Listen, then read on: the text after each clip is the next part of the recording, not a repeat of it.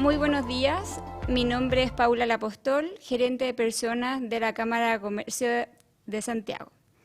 Quiero partir agradeciendo esta mañana la disposición que tuvo nuestra ministra del Trabajo, María José Saldívar, aceptando nuestra invitación y considerando la contingencia en que hoy día está atravesando el mundo laboral.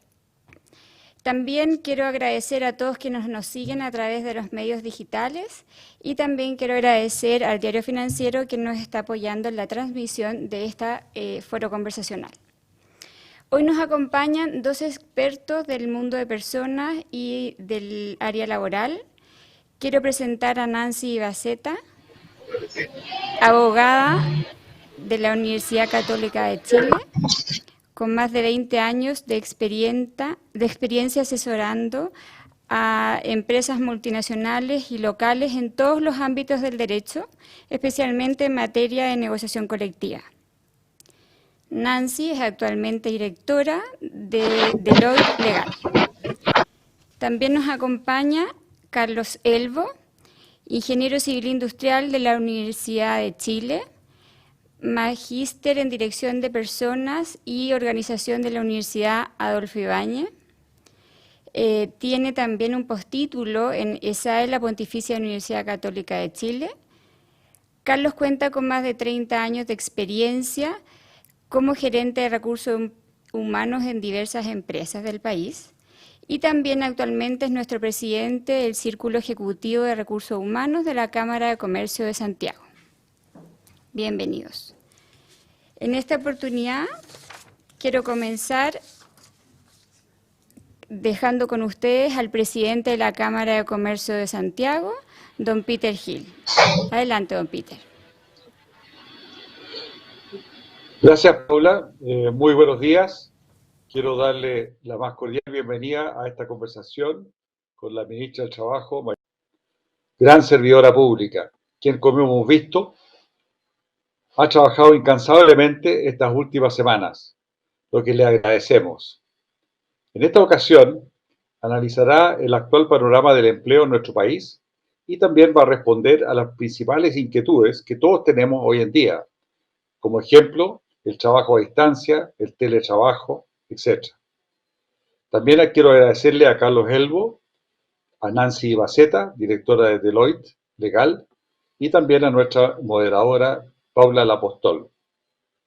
Cabe señalar que la instancia dará espacio a preguntas del público y también se enmarca en una serie de actividades que realiza la Cámara para acercar y mantener informada a la sociedad sobre el escenario que vive el país en diversos ámbitos, sobre todo ante las interrogantes que abre esta pandemia y las políticas públicas que buscan aminorar o contener sus efectos.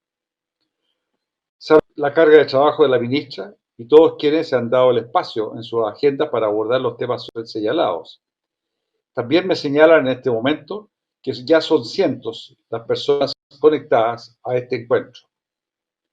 Como Cámara de Comercio de Santiago, estamos poniendo nuestros mayores esfuerzos en el apoyo a nuestros socios y a la comunidad en general, canalizando inquietudes de nuestro sector y presentando iniciativas a las autoridades, siempre en miras del cuidado de las personas, su salud y luego la estabilidad que el país necesita para salir adelante lo antes posible de toda esta circunstancia.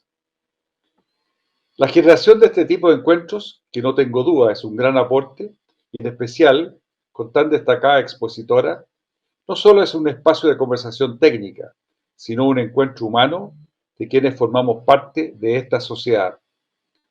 Antes de dejar con ustedes a Paula Lapostol, quien va a moderar el día de hoy, quiero luego de lo que estamos viviendo, no volveremos a ser los mismos, ya que las nuevas tecnologías, el mundo digital, el teletrabajo y el video presencial, claramente nos va a cambiar las modalidades de trabajo. Y esta es una realidad. Muchas gracias, ministra, por estar con nosotros hoy, el día de hoy, y quiero dejar con ustedes a Paula Lapostol. Muchas gracias. Muchas gracias, don Peter. Ahora queremos pedirle entonces a la ministra para conversar respecto a la situación laboral que estamos hoy día atravesando en nuestro país y los instrumentos que el Gobierno ha puesto a disposición para poder enfrentarla. Posteriormente, en la presentación de la ministra, tendremos una ronda de preguntas con nuestro panel de expertos para iniciar la conversación. Muchas gracias, María José. Adelante, ministra del Trabajo. Bueno, muy buenos días y muchas gracias por esta posibilidad de conectarme con tantas personas, sobre todo hoy día en que el contacto directo es difícil.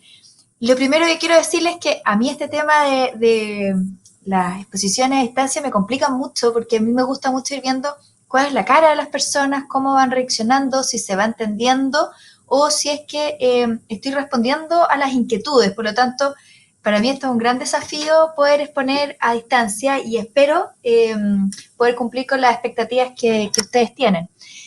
Yo entregué una presentación, que es una presentación que ya he hecho en otros lugares y que explica básicamente cuáles son las dos leyes que nos están sirviendo hoy día para hacernos cargo de la problemática en el mundo laboral del coronavirus, independiente que vamos a tener otros cuerpos legales que vamos a tener que necesariamente dictar en los próximos días y que hice relación con la protección a los trabajadores informales, que ya ingresó a la tramitación al Congreso, y la de los trabajadores que emiten boletas de honorario, así como también hay otros grupos que nos están quedando fuera y que tenemos que dar respuesta. Voy a pasar por la presentación, a lo mejor no en todas las láminas con mucho detalle, porque creo que las preguntas pueden ser muy enriquecedoras y a lo mejor pueden responder de mejor medida cuáles son sus inquietudes. Lo primero es que quiero hacer una especie de radiografía de en qué estamos. Estamos pasando por una situación realmente compleja. El día viernes pasado nosotros entregamos una primera radiografía respecto de datos a nivel de laborales. Ahí vimos que teníamos cerca de 300.000 cartas de despido solo en el mes de marzo. Estas cartas de despido son muy complejas porque son 100.000 más que en el mes de febrero, pero que además cuando nosotros nos encontrábamos con cartas de despido en otros meses, sabíamos que esas personas iban a demorar tiempo más, tiempo menos en encontrar trabajo. Ahora nos encontramos con que esa posibilidad de encontrar trabajo disminuye de manera bastante significativa. Y de hecho, por eso es que las colas afuera de las oficinas de la AFC son tan largas. Nunca antes nos había pasado que la totalidad de las personas que recibieron una carta de despido hicieran uso del seguro de cesantía, porque como entraban a trabajar a otro lugar o tenían todavía derecho a su indemnización, no era necesario cobrar inmediatamente. Bueno, nosotros vimos que durante los primeros 15 días del mes de abril se produjo un aumento de un 17% respecto de igual fecha del mes anterior respecto de las solicitudes de cesantía. Esto quiere decir personas que no han logrado encontrar un nuevo trabajo. Cifra que ha ido al aumento en los días sucesivos, por lo tanto es una situación de la cual tenemos que hacernos cargo. Y además teníamos los datos de protección al empleo, que es esta ley nueva, recientemente aprobada y que está recién comenzando a funcionar y que los datos también nos mostraban cifras que eran muy alarmantes. Teníamos como preregistro cerca de 57.000 empresas que estaban buscando el mecanismo a través de esta suspensión de darle una protección a sus trabajadores. Por lo tanto, las herramientas que vamos a hablar ahora han sido herramientas que han sido muy significativas porque están dando respuesta a las necesidades tanto de los trabajadores como de los empleadores. Aquí también aprovecho de desmentir información que ha circulado respecto de que esta ley mayoritariamente la están usando empresas grandes. Esto no es efectivo. Un 95% de las solicitudes son respecto de MIPES, pequeñas empresas. Estamos hablando de que los empleadores en general están inscribiendo a no más de 10 trabajadores. Más del 90% han inscrito menos de 10 trabajadores. Y solo un 3% estamos hablando de empresas de mayor tamaño.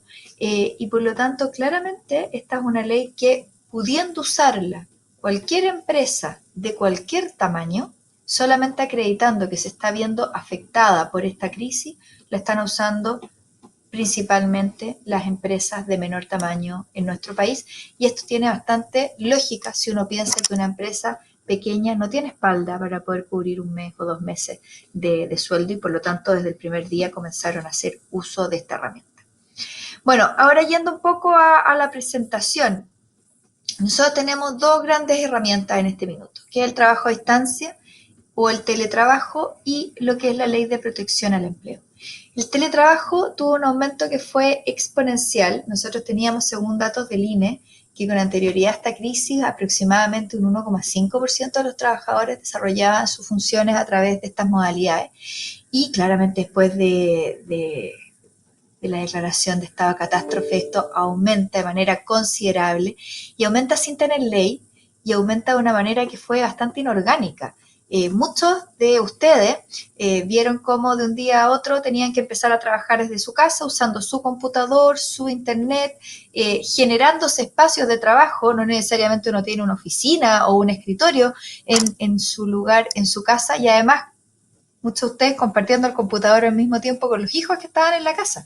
Y por lo tanto, las peleas por la impresora o por los horarios de uso fueron un tema que nos sirvió para aprender a tener armonía o cultivar la paciencia en muchas de nuestras casas.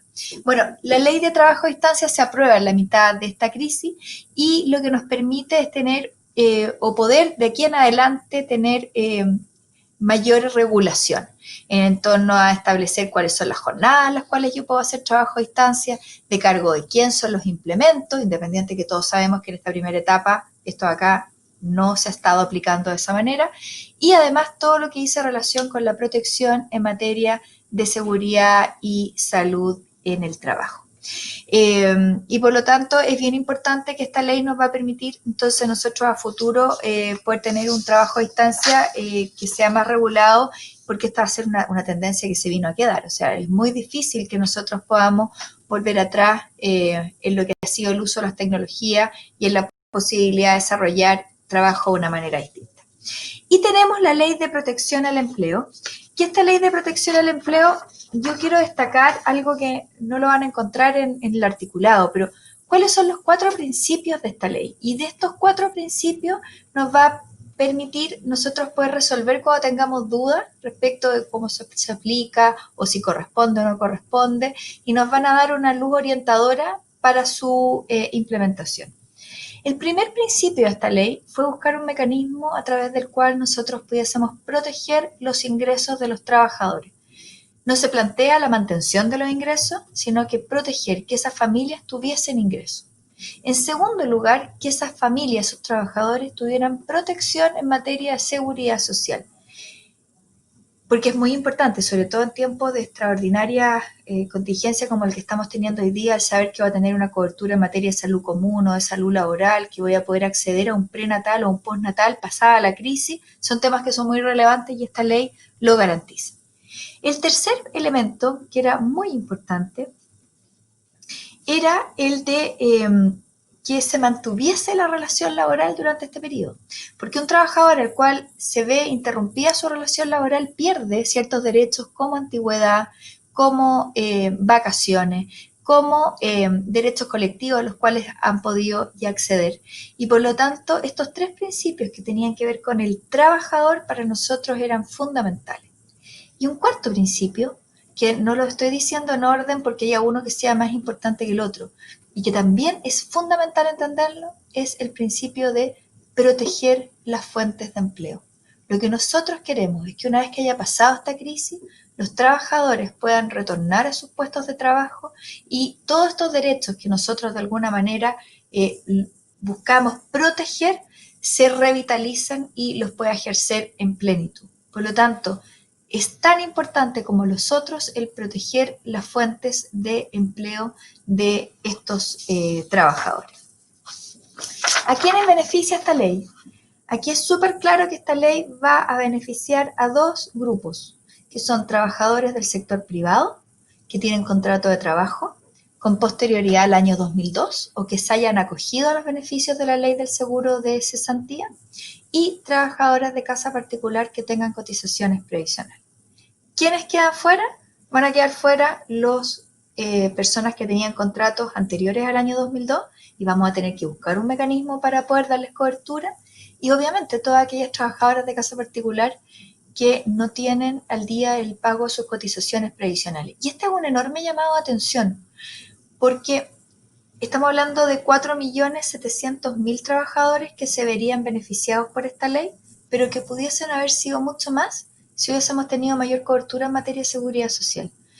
No puede ser que hayan trabajadoras de casa particular que por trabajar un día a la semana no tengan cotizaciones al día, o los jardineros, o los choferes, o hay distintas categorías dentro de los trabajadores de casa particular que las personas de repente no entienden de que hay que hacer pago de cotizaciones a pesar de que sea por un par de horas o por un día a la semana.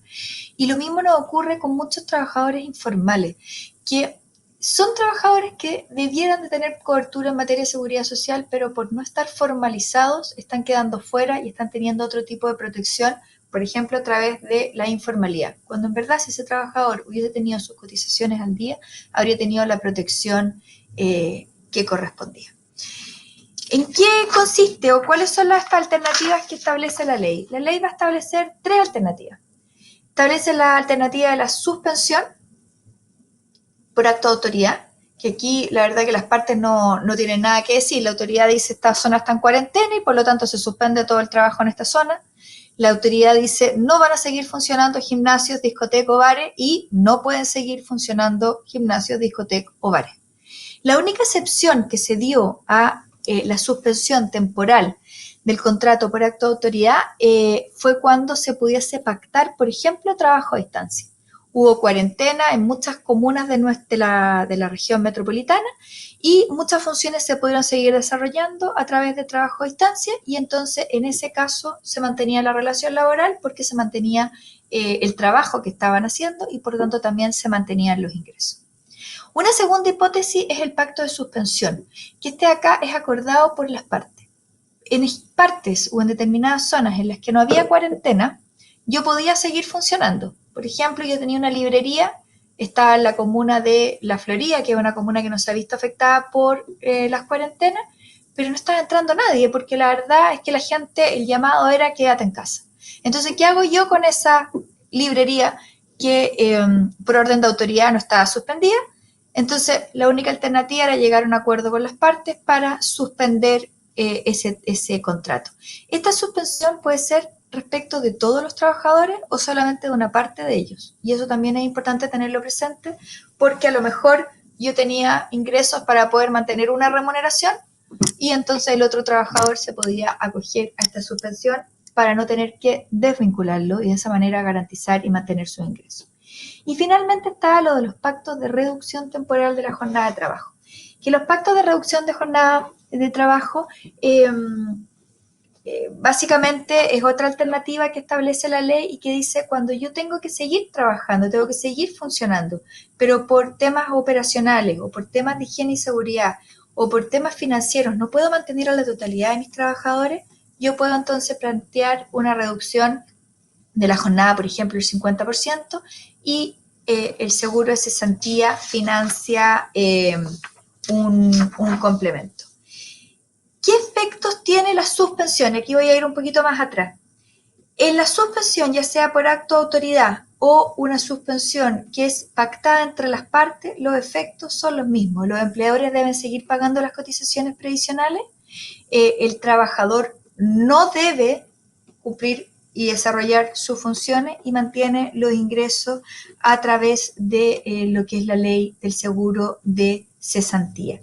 Y finalmente se estableció también la prohibición legal de desvincular a trabajadores por razones de caso fortuito o fuerza mayor asociada al coronavirus. Obviamente que pueden haber otras causales. Si hay un incendio, obviamente hay una causal de causa fortuita o fuerza mayor. Yo no voy a poder seguir manteniendo a todos esos trabajadores, pero no podré invocar la causal del coronavirus.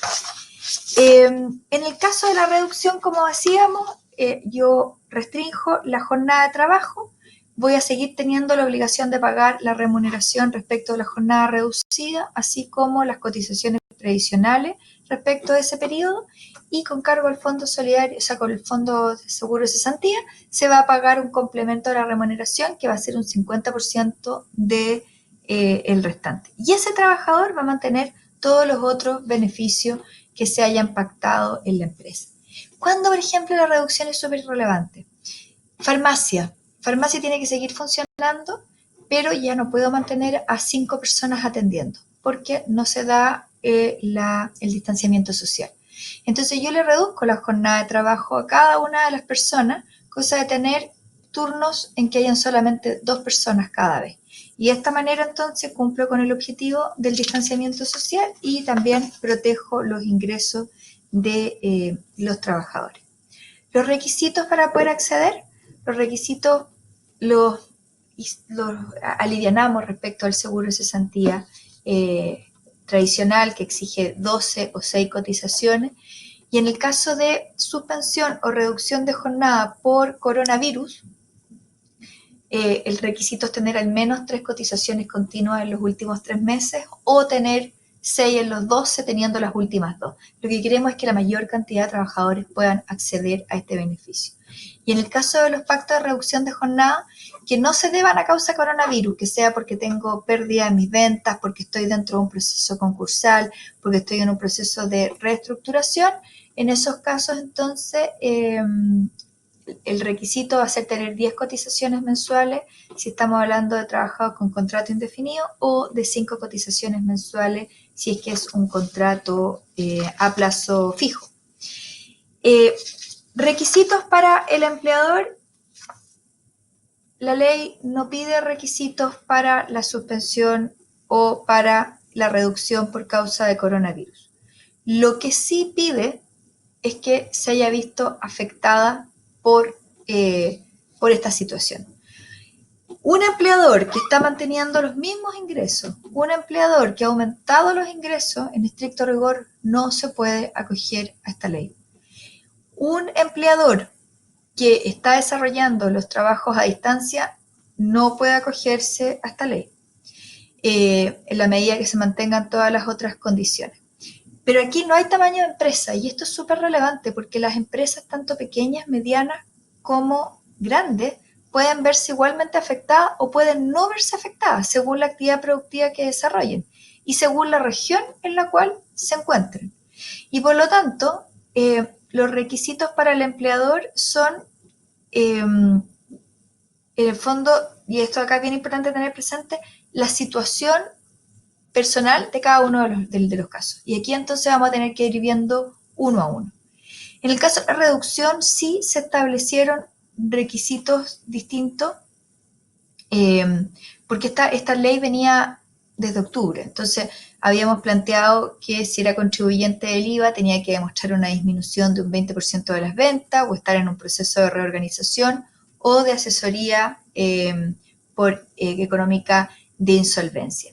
Y en estos 3 casos los requisitos son súper objetivos y son bien fáciles de acreditar y la base de datos, toda la información del Servicio de Impuestos Internos, así como de la Superintendencia de Reemprendimiento, están puestos a través de sistemas de web service en conocimiento de la Dirección del Trabajo, que es donde se van a comenzar a registrar estos pactos de reducción.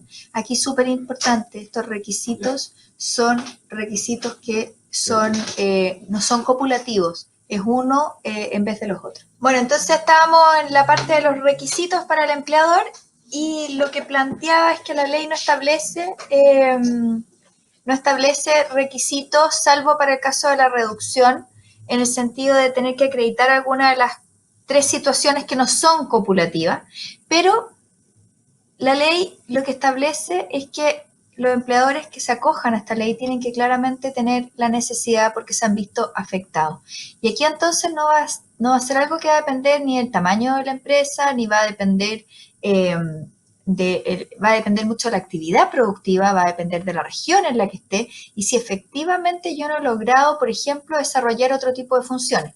Empleadores que están funcionando en este minuto con trabajo a distancia y que sus ingresos no se han visto afectados, da lo mismo el tamaño, pero no podrían acogerse a esta ley.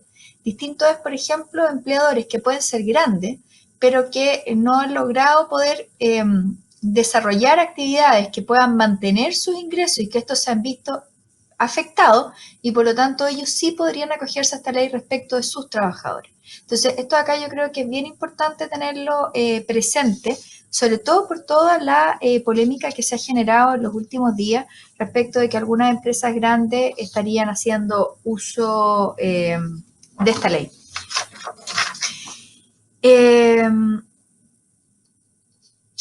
Yo creo que, bueno, y finalmente el tema de las sanciones por mal uso, yo creo que ahí me quiero centrar. Esta es una ley en la cual nosotros necesitamos que todos aquellos trabajadores que podamos proteger lo podamos hacer. Nosotros nos interesa que los trabajadores no pierdan, no se interrumpa su vínculo laboral, que no hayan cartas de despido. A nosotros nos interesa que los trabajadores puedan tener acceso a sus ingresos y a cobertura en materia de seguridad social. Pero puede ser eventualmente que haya mal uso de la ley. Y en ese caso la ley estableció penas y sanciones que son muy estrictas. Y aquí yo quiero ser bien claro, en el sentido, en primer lugar, se estableció que iba a haber un registro que iba a ser un registro público. Por lo tanto, todas las personas van a poder tener acceso a saber qué empresas con RUT se acogieron a la ley respecto de qué número de trabajadores y por qué periodo de meses. No va a estar, obviamente, la información respecto a los trabajadores, solamente la información de la empresa, pero esto es bien relevante porque yo voy a poder hacer eventualmente denuncias si yo considero que no corresponde esta uso de la ley. Y la Dirección del Trabajo es quien va a recibir las denuncias y va a tener que poner los antecedentes ante los tribunales de justicia, que son en definitiva quienes resolverán si hubo mal uso de la ley. Y las sanciones, en caso de que se determinara que hubo mal uso de la ley, son sanciones que son sumamente gravosas, porque esta es una ley que es fundamental para proteger a los trabajadores y por lo tanto no podemos dar espacio para que haya mal uso de ella. Las sanciones son sanciones que van entre los 3 y los 5 años de cárcel. La obligación de restituir la totalidad de las sumas indebidamente percibidas aumentadas al doble y la prohibición de contratar con el Estado durante los próximos 2 años. Y será obviamente la Dirección del Trabajo la encargada de fiscalizar el cumplimiento de la norma, poner los antecedentes ante los tribunales de justicia y tomar todas las medidas que corresponden dentro del ámbito administrativo. Después vienen ejemplos de cuáles son los pagos de las remuneraciones o de los ingresos que recibirían los trabajadores, tanto en el caso de la suspensión como en el caso de la reducción, pero yo creo que sería mejor abrir el espacio para las preguntas. Primera pregunta, ministra, respecto de la suspensión temporal. Si a un trabajador se le suspende la relación a mitad de mes, al primer mes en que recibe un 70% solo aplicará por 15 días, generando un perjuicio muy grande a los trabajadores que la suspensión no se haga a principios de cada mes, ya que el primer mes no es considerado como mes corrido para el cálculo del 70%, 55% y 45% respectivamente en el reemplazo durante la suspensión. A ver, esos temas administrativamente los está resolviendo la Superintendencia de Pensiones en el instructivo que le ha entregado a la administradora. Por lo tanto, no vamos a tener dificultades respecto de esa materia. Se le va a pagar el 70% con respecto a un mes completo. Por lo tanto, no se va a ver afectado.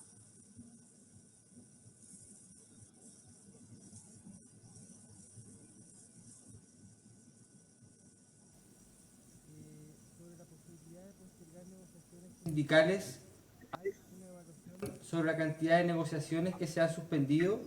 ¿Habrá una concentración de negociaciones en el año 2021? A ver, nosotros estamos trabajando en un proyecto de ley que lo que busca es, a instancia de los dirigentes sindicales, de que justamente se iba a producir un problema con el tema de las negociaciones colectivas, buscar el mecanismo para suspender y que entonces todo se corra. La idea es que no se nos produzca un atochamiento, sino que todo se vaya corriendo paulatinamente según la cantidad de meses o los días que vamos a estar con esta situación. Este es un proyecto que se está tramitando en el Congreso, que fue planteado por los dirigentes sindicales y por las distintas agrupaciones y que lo hemos conversado en el marco del Consejo Superior Laboral, tanto con representantes de los empleadores como de los trabajadores. No se deberían de producir atochamientos. Y la cuarta pregunta, ministra. Con la estrategia de la autoridad de cuarentenas locales, en que una semana algunas comunas o zonas terminan y otras comienzan, ¿qué pasa con los pactos de reducción de jornadas celebrados en una comuna sin cuarentena y que luego entra en cuarentena? Bueno, hay acto de autoridad y por lo tanto se suspende inmediatamente el pacto y comienza a regir la suspensión. Aquí nosotros estamos viendo una situación que es absolutamente extraordinaria y que estamos aprendiendo a vivir con ella. Y vamos a tener que tener la flexibilidad para buscar el mecanismo de protección de los trabajadores, pero también de los puestos de trabajo. Y por lo tanto, si yo tengo un pacto de reducción que pasa a estar suspendido por orden de autoridad, prima el pacto de suspensión, salvo respecto de esas actividades que yo tenga que seguir realizando. Acuérdense que solamente se suspenden aquellas actividades que expresamente establece un acto de autoridad y también quedan excluidas algunas actividades de esos mismos pactos, de ese mismo pacto de suspensión. La última pregunta, ministra. ¿Es posible despejar las dudas respecto de aquellas empresas que por ejercicio 2019 tuvieron utilidades y por ende deben repartir en este 2020? Sin embargo, sus actividades hoy están paralizadas por acto de la autoridad o sus servicios se han visto afectados por la contingencia. ¿Hacia dónde apunta la sanción por el mal uso o abuso en la obtención de fondos provenientes del seguro de cesantía? ¿Solo afecta a las empresas las sanciones o también a los trabajadores? ¿Cómo se va a fiscalizar si los funcionarios públicos, por ejemplo, la Dirección del Trabajo, no retorna a sus funciones presenciales? A ver, lo primero es que los funcionarios públicos hay un retorno que es gradual y que se está verificando, pero aquí lo importante tener presente es que a nivel de todo el país corresponde que estén los funcionarios que fiscalizan de las inspecciones del trabajo en cada una de las regiones y darle continuidad a la función de fiscalización que ellos realizan. Por lo tanto, esto acá está absolutamente fuera de cualquier tipo de análisis. Ellos deben estar y deben cumplir con sus funciones. Con respecto al tema de cómo se puede medir el tema del abuso, aquí yo creo que es bien importante entender de que va a ser un caso a caso y el hecho de que una empresa haya tenido utilidades en un ejercicio anterior puede ser que me dé espalda para poder trabajar y poder funcionar manteniendo las remuneraciones durante un mes, 2 meses, pero si yo me veo absolutamente afectado en mis ingresos, es muy difícil de que yo pueda seguir manteniendo la continuidad. Y por lo tanto, tenemos que ir viendo caso a caso, ir viendo cuál es el costo que implica mi planilla completa versus cuáles son los ingresos que yo estoy percibiendo. Y además, cuando hay utilidades, y estamos hablando, por ejemplo, de sociedades anónimas, en las cuales por ley yo tengo que hacer distribución de dividendos, al menos el 30%, y esto acá lo que busca es proteger a los pequeños accionistas, que puede ser que sea su única fuente de ingresos. Hace que el análisis tenga que tener mucho más elementos sobre la mesa y no podamos tener una mirada que es sesgada respecto de que si una empresa tuvo utilidades en un determinado periodo, se puede acoger o no se puede acoger. Y vamos a ver, o sea, nosotros estamos viendo, por ejemplo, que hay determinadas actividades productivas que se han logrado reinventar y que están teniendo resultados que son distintos a los que ellos esperaban. Y otras que a pesar de, por ejemplo, en el caso de los restaurantes, estar haciendo mucho delivery, claramente sus ingresos tienen que estar, no en todos los casos, siendo equivalentes a los que tenían en igual periodo anterior. Por lo tanto, acá va a haber un tema que va a ser de análisis, que va a ser caso a caso. Aquí tanto las empresas como personas naturales pueden verse expuestas. Una persona, por ejemplo, que se acoja al seguro de cesantía y mantenga la remuneración, tampoco corresponde, porque está recibiendo beneficios y está recibiendo la remuneración por parte del empleador. Y por lo tanto, acá vamos a tener distintos casos y vamos a tener que entregarle los antecedentes a los tribunales de justicia para que sean ellos quienes resuelvan. Muchas gracias, ministra. Queremos pedirle disculpas a nuestros invitados. Tuvimos unos inconvenientes técnicos en la conexión de fuerza mayor. El contexto hoy día es así, hay que tener toda la flexibilidad, ¿cierto? Y quería comentarles que obviamente va a estar este video y la transmisión a partir de ahora a través de la Cámara de Comercio de Santiago y nuestro canal YouTube. Ministra María José Saldívar, muchísimas gracias por su tiempo hoy. Muy clarificador sus palabras y esperamos en una futura oportunidad poder estar conversando nuevamente respecto a esta contingencia en el mundo laboral. Muchas gracias también a quienes nos siguieron por los canales digitales y que tengan todos un excelente día. Hasta luego. Chao.